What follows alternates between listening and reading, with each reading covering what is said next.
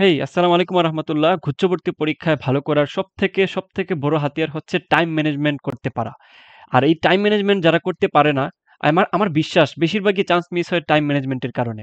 কারণ এই টাইম ম্যানেজমেন্টের কারণে তুমি অনেক জিনিস পারো, বাসায় এসে দেখতেছো যে আমি তো এই এমসগুলো পারতাম বা এগুলো আমি এটলিস্ট ডিজার্ভ করি 40টা বা 50টা সলভ করার। তাও আমি পারি নাই। কারণ দেখবা যে পরীক্ষার হলে তুমি মোটামুটি 10 থেকে 12টা বা 20টা সলভ করার পরে হঠাৎ করে ধাম করে দেখবো যে 30 মিনিট গায়েব হয়ে গেছে।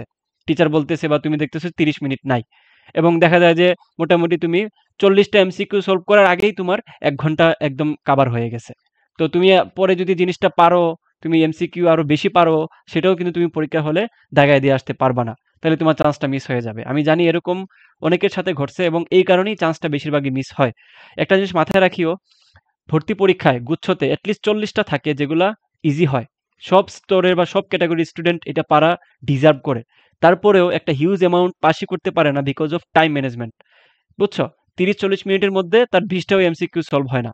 সে এতটাই অস্থির অথবা এতটাই তার সময় চলে যায়, কানের ফাঁক দিয়ে সে বুঝতেই পারে না। সো সেটা নিয়ে আজকে আলোচনা করব। সো শুরু করি।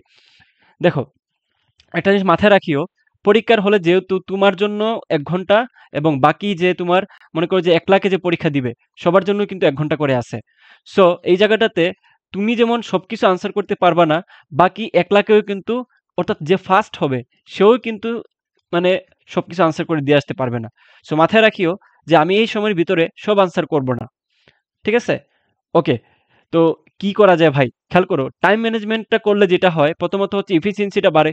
অর্থাৎ তুমি একটা এমসিকিউ বাসায় পারতেছো, কিন্তু পরীক্ষা হলে পারতেছো না। সে ফর এক্সাম্পল, তুমি দেখতেছো F equals to M A, এটা দিয়ে তুমি একটা এমসিকিউ সলভ করতে পারতেছো পরীক্ষার হলে। এখন এর মানটা দেওয়া নাই।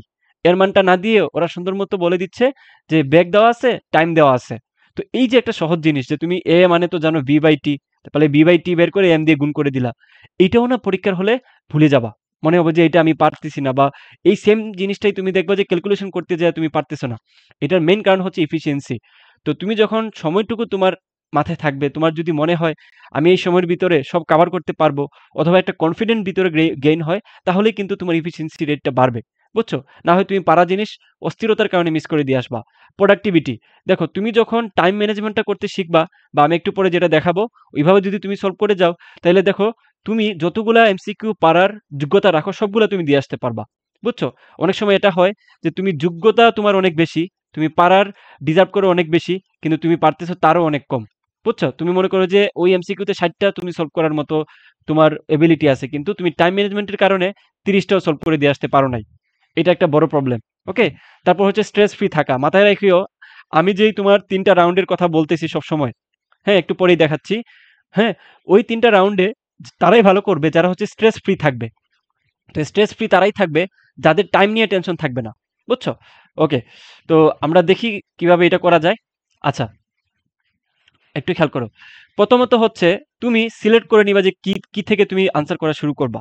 সেটা কিভাবে আমি অলরেডি 3 রাউন্ডের কিভাবে 70+ এমসিকিউ তুমি দাগাবা ওইটা নিয়ে ভিডিও বানাইছি। ডেসক্রিপশনে লিংক দেওয়া থাকবে, ওইটা একটু সবাই দেখে নিও। এটা দেখাটা ফরজ। বুঝছো? তো তুমি তো সিলেক্ট করে নিছো কোথা থেকে কিভাবে দাগাবা। তো যেটা করবা, প্রথমেই দাগাবা হচ্ছে মুখস্থ টাইপের জিনিস, যেগুলা তুমি এক দেখাতেই পারবা।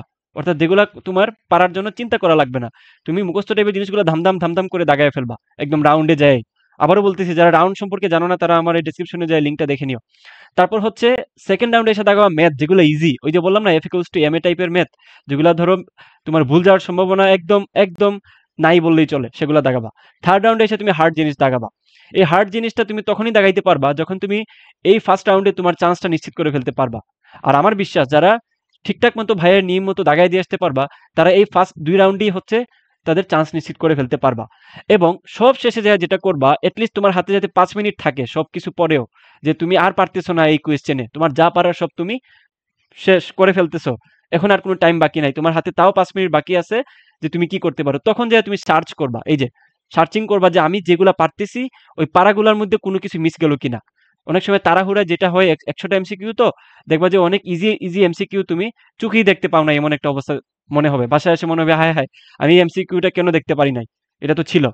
এই ভুলটা যাতে না হয়, তো তোমাদের জ্ঞাতার্থে একটা জিনিস জানিয়ে দেই, আমাদের লাইভ এক্সামগুলোর ডেট এখানে দেওয়া আছে। সো লাইভ এক্সামগুলো যারা মিস করতে চাও না তারা ভর্তি হয়ে যাও। শুধু আলাদা এক্সাম বেস ব্যাপারটা এমন না, আমরা কিন্তু মূলত ক্লাস করাচ্ছিলাম মাত্র 7 দিনের যারা রিভিশন দিতে চাচ্ছ। এই যে দেখো, ফিজিক্স, কেমিস্ট্রি, ম্যাথ, এই যে তোমার 3টা সাবজেক্টের 25টা এখানে ভিডিও আছে। এই 25টা ভিডিও তুমি সুন্দর মতো এই যে ক্লিক করে করে দেখে নিতে পারবা উইথ পিডিএফ। প্রত্যেকটা চ্যাপ্টার ওয়াইজ যদিও পিডিএফ। সো এখানে যেহেতু প্রত্যেকটা তোমার ক্লাস হচ্ছে 40 মিনিট করে। সো তুমি যদি মোটামুটি 3 দিনের মতো সময় দিতে পারো, তাহলে আমি বলব 3 দিনে তোমার পুরা একটা কি হয়ে যাবে, ডিভিশন হয়ে যাবে। এবং এইটা মাথায় রাখিও, যাদের প্রিপারেশন একটু কম আছে তারা মাথায় রাখিও এখান থেকে আমাদের 90% টাইপ কমন আসবে ইনশাআল্লাহ। সো তুমি যদি ঠিকঠাক মতো এই মুহূর্তে কোয়েশ্চেন ব্যাংক সলভ করতে পারো, আলহামদুলিল্লাহ। বাট আমি জানি বেশিরভাগই হচ্ছে নিজে নিজে তোমরা কোয়েশ্চেন ব্যাংক সলভ করতে পারবা না এই মুহূর্তটাতে। এবং তোমরা কোয়েশ্চেন ব্যাংক সলভ করতে যাওয়া একটা বিপদে পড়বা। কি দেখবা যে এখানে হাজার হাজার এমসিকিউ, কোনগুলা সলভ করে যাবা, কোন বিগত বছরেরগুলা দেখবা। সো ওই কাজটা আমরা ওই ক্লাসের মাধ্যমে করে দিছি, যাতে করে তুমি এই যে 25টা ক্লাস আছে, এই 25টা ক্লাস যদি করে যেতে পারো, তুমি যেমন কমনও পাবা, ঠিক তেমনি 3 দিনের ভিতরে তুমি সকল ফর্মুলা, সকল শর্টকাট, হ্যান্ড ক্যালকুলেশন এবং টপিকের তোমার বেসিক সহ একটু তোমার রিকল হয়ে যাবে, যেটা তোমার পরীক্ষার হলে অনেক বেশি দাগাইতে হেল্প করবে। বুঝছো? নাহলে দেখবা যে পরীক্ষার হলে হঠাৎ করে তুমি একটা সূত্র ভুলে গেছো, যেমন T=m a+-g। এটা কিসের ফর্মুলা বলো তো? অনেকেই বলতে পারবা, সেটা হলো তোমার লিফটের ফর্মুলা। এই লিফটের ফর্মুলা থেকে সবসময় কোয়েশ্চেন আসে। এরপরে মনে করো যে এল হসপিটাল যে রুলসটা, ঠিক আছে, লিমিটের ক্ষেত্রে অ্যাপ্লাই করো, ওইটা তুমি ভুলে গেছো। তো ওইটা আমাদের ক্লাস দেখলে তোমার মনে হয়ে যাবে। আর মনে করো যে ইন্টিগ্রেশনের ক্ষেত্রফল তোমার ইন্টিগ্রেশন না করে বের করা যায় কিভাবে, শর্টকাট দিয়ে, ওইগুলো তুমি দেখে নিতে পারবা। কণিকের অনেক সূত্র আছে যেগুলো তুমি 1 সেকেন্ডে সলভ করে ফেলতে পারবা। ওগুলো তুমি কিভাবে রিকল করবা আমাদের ক্লাসে, ওগুলো তুমি দেখে নিলেই তোমার সবকিছু রিকল হয়ে যাবে ইনশাল্লাহ। বুঝতে পারছি? সো যাদের দরকার তারা মাত্র 300 টাকা দিয়ে, আবারও বলতেছি 300 টাকা, এটা কিন্তু আহামরি কোনো টাকা না। তো যেহেতু 1K প্লাস স্টুডেন্ট এখানে ভর্তি আছে, এবং মাথায় রাখিও এখান থেকে সেন্ট্রাল মেরিটে সবাই বেশিরভাগই চান্স পাবে। মানে যারাই সেন্ট্রাল মেরিটে যাবে তাদের বেশিরভাগই 1000 ভিতরে থাকবে ইনশাল্লাহ। সো তোমরা যারা এই মুহূর্তটাতে ডিভিশন দিতে চাচ্ছ, আবারও বলতেছি যাদের একটু প্রবলেম আছে ডিভিশনে বা একটু প্রবলেম আছে ফর্মুলা মনে রাখতে যায়, তাদেরকে বলবো 300 টাকা দিয়ে ভর্তি হয়ে যাও। কিভাবে ভর্তি হবো?